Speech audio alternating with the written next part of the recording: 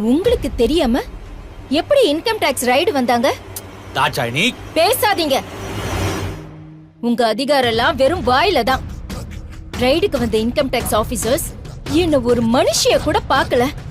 Accused மாதிரி நடத்துனாங்க.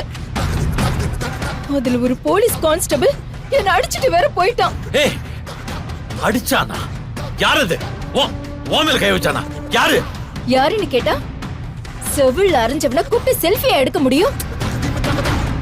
Income tax டிபார்ட்மெண்ட்ல உங்க செல்வாக்கு லட்சணம் இவ்வளவுதானா? ஐயோ தாட்சாயினி, வந்த ஆளுங்க இன்கம் டாக்ஸே கிடையாது.